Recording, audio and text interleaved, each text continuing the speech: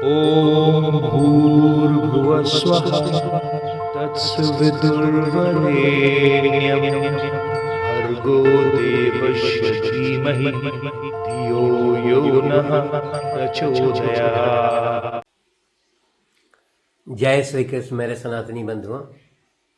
महाभारत के पिछले अंक में हम लोगों ने अध्ययन किया कि श्री कृष्ण और अर्जुन के द्वारा जो खांडव वन के दहन का कार्यक्रम किया जाता है उसमें मंदपाल नाम के ऋषि तथा सांगरिका नाम प्रजाति की एक पक्षी जरिता, इन दोनों से जो 4 पुत्र उत्पन्न हुए थे उनका बचाव जो है वो अग्निदेव के द्वारा किया जाता है।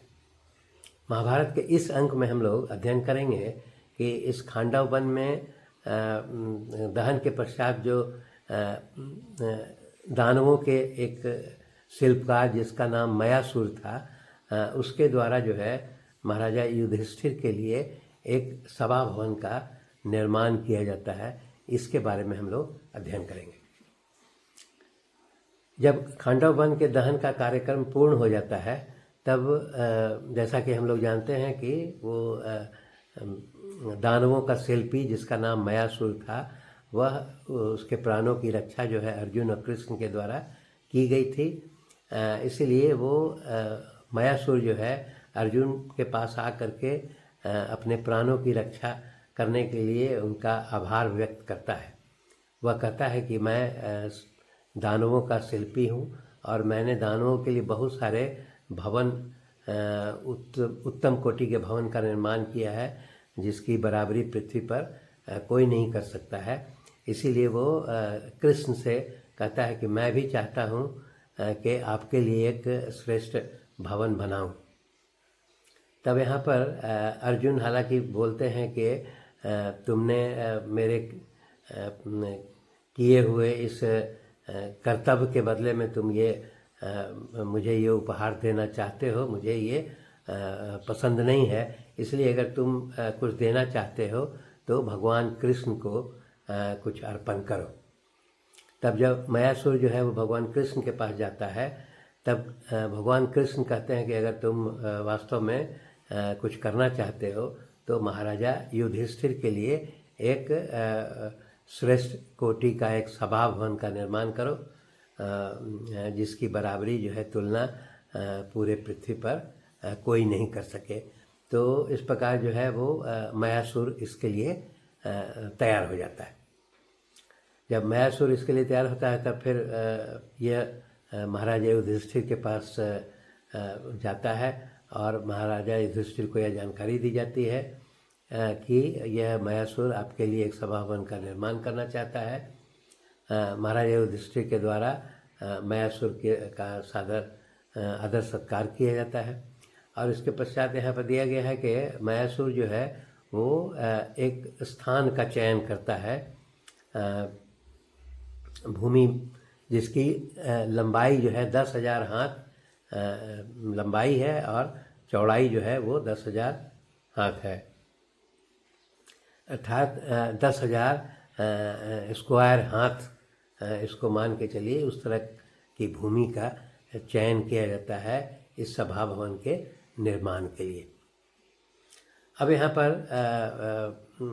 ये सब जब निर्णय हो जाता है तब यहाँ पर देता है कि भगवान कृष्ण जो है वो चूँकि इंद्रप्रस्थ में बहुत दिनों से निवास कर रहे हैं, तब भगवान कृष्ण जो है वो सभी पांडवों से और माता कुंती से जो है वो द्वारिका वापस लौटने की अनुमति मांगते हैं। और इसके पश्चात वो अपनी बहन सुभद्रा से भी मुलाकात करते हैं, धौम्य मुनि से भी मुलाकात करते हैं और उसके पश्चात फिर वो पूरे सम्मान के साथ जो है वो द्वारिका के लिए प्रस्थान करते हैं। यहाँ पर दिया गया है कि द्वारिका पर जो प्रस्थान करते हैं तो उनका रथ जो है, जैसा कि हम लोग जानते हैं, उनके रथ पर जो है वो ध्वज जो है लगा हुआ है वो जिसमें कि साक्षात गरुड़ का चिन्ह विराजमान है उनके रथ पर जो है बहुत गदा, चक्र, खड्ग और उनका सारंग नाम का जो धनुष है वो उस रथ पर जो है उपस्थित है। इसके अलावा फिर उनके जो घोड़े हैं उनका नाम भी दिया गया है कि कृष्ण के रथ का जो घोड़ा है उसमें उनका घोड़ों का नाम है सभ्य और सुग्रीव। इसके अलावा अन्य भी घोड़े उसमें लगे हुए हैं। भगवान कृष्ण जब यहाँ से प्रस्थान करते हैं तो यहाँ पर दिया गया है कि सभी पांडव लोग इतना सम्मान से उनको भेज रहे हैं कि युधिष्ठिर, महाराजा युधिष्ठिर जो है वो स्वयं जो है रथ का संचालन करने लगते हैं। हम लोग जानते हैं कि भगवान कृष्ण के सारथी का नाम दारुक है। तो राजा युधिष्ठिर जो है वो दारुक को से उस रथ का कमान अपने हाथ में ले लेते हैं और उसको बगल में बैठा करके रथ का संचालन स्वयं करने लगते हैं। इसके अलावा बाकी सभी जो पांडव है वह भी रथ पर सवार होकर के और फिर श्री कृष्ण के ऊपर चांवर डुलाने लगते हैं और मतलब पूरे सत्कार सम्मान के साथ उनको विदा करते हैं। महाराजा युधिष्ठिर जो है काफ़ी दूर तक जो है वो भगवान कृष्ण का रथ संचालन करते हुए जाते हैं। कुछ दूर जाने के पश्चात कृष्ण स्वयं महाराजा युधिष्ठिर से कहते हैं कि अब आप वापस लौट जाइए और उसके पश्चात युधिष्ठिर अपने पांचों भाइयों के साथ वापस जो है वो इंद्रप्रस्थ लौट आते हैं। उधर भगवान कृष्ण जो है वो फिर द्वारिकापुरी में पहुंच करके वहाँ निवास करने लगते हैं।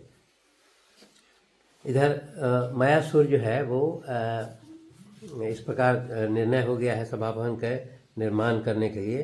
तो वह युधिष्ठिर को बताता है कि वह जो है बिंदुसर नाम का एक स्थान है, वहाँ पर जा करके इस सभा भवन के निर्माण के पूर्व कुछ सामग्री लाने के लिए जाना चाहता है।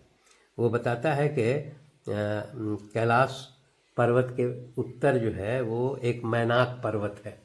उस मैनाक पर्वत पर हिरण्य श्रृंग नाम का एक पर्वत है, वहाँ पर एक बिंदुसर नाम का तीर्थ है।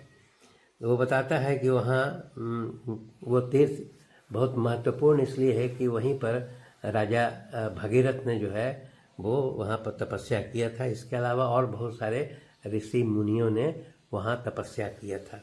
वो बताता है कि वहाँ अभी वर्तमान में जो है वो राजा वृषपर्वा वहाँ पर निवास करता है, दानवों का जो राजा है।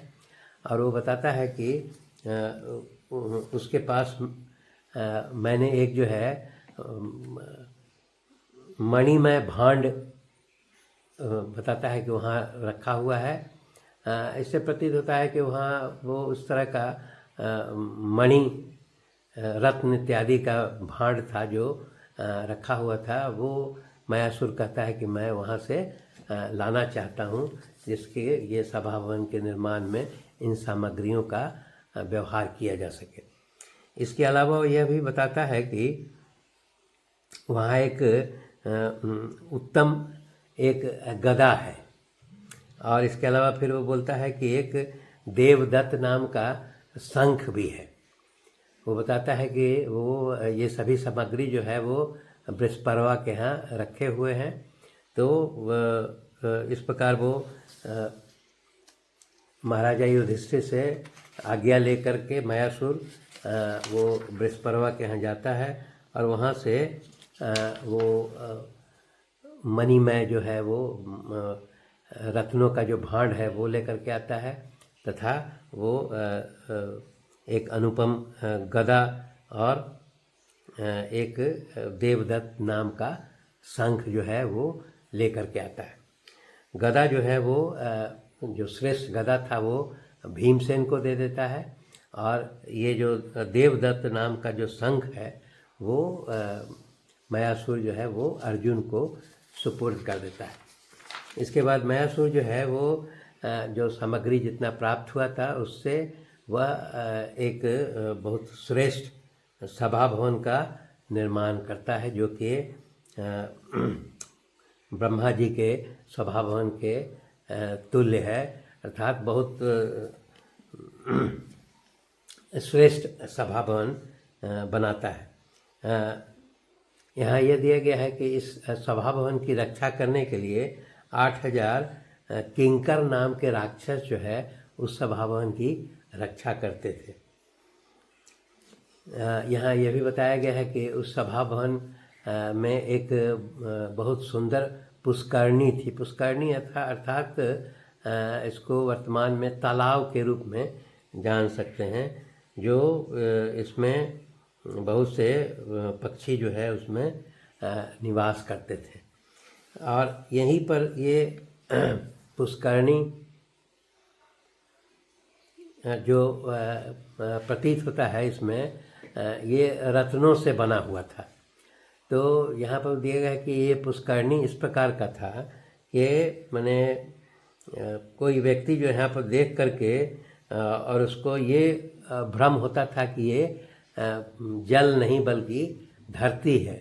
इसीलिए ये इस पुष्करणी में कोई व्यक्ति जो है वो इसको पृथ्वी समझ करके और इस पुष्करणी में गिर जाता था। इस प्रकार का श्रेष्ठ पुष्करणी इस सभा भवन में मायासुर के द्वारा निर्माण किया गया था। यह वही पुष्करणी है जिसमें बाद में हम लोग देखेंगे कि दुर्योधन जब यहाँ पर राजसूय यज्ञ में जब आते हैं तो वो जो है इस पुष्करणी में इसको धरती समझ करके उस पुष्करणी में जो है वो गिर जाते हैं, जिससे पांडव लोग जो है के हंसी का पात्र बनते हैं। तो इस प्रकार जो है कि यहाँ पर दिया गया है कि इस सभा भवन के निर्माण में लगभग 14 महीने का समय लगता है। जब ये सभा भवन जो पूर्ण रूप से जब वो निर्माण कर लिया जाता है, तब फिर जो है राजा युधिष्ठिर जो है इस सभा भवन में जो है वो पूरे रीति रिवाज के साथ इस सभा भवन में प्रवेश करते हैं। अब इसमें बहुत सारा चीज़ बताया गया है कि जब ये गृह प्रवेश जब होता है तो उसमें 10,000 ब्राह्मणों को भोज कराया जाता है इस सभा भवन में प्रवेश के लिए। इस प्रकार जो है वो जैसा हम लोगों ने देखा कि किंकर नाम के जो है वो राक्षस गण थे, इस सभा भवन की सुरक्षा करते थे। और उसके पश्चात फिर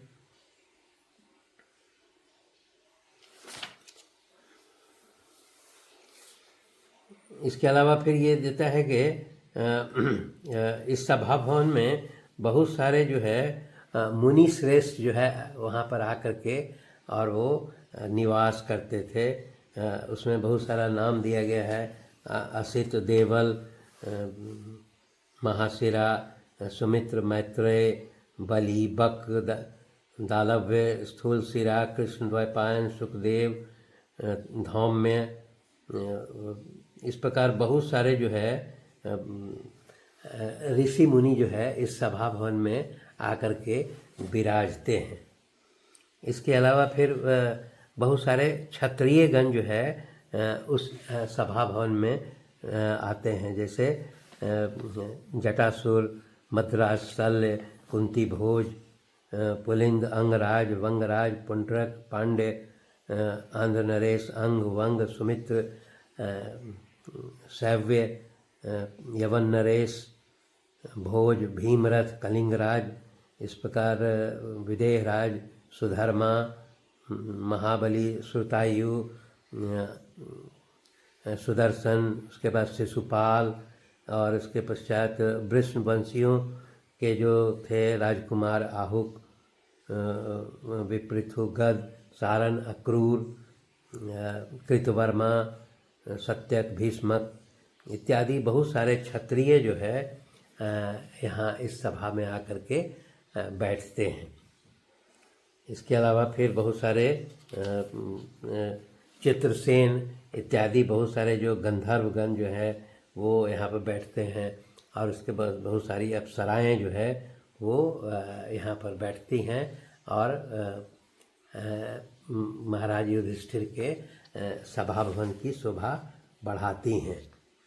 इस प्रकार ये दिया गया है कि उस मयासुर के द्वारा महाराजा युधिष्ठिर के लिए एक दिव्य सभा भवन का निर्माण पूर्ण कर दिया जाता है, और उसमें फिर जो है महाराजा युधिष्ठिर बैठ करके राज्य का संचालन करने लगते हैं।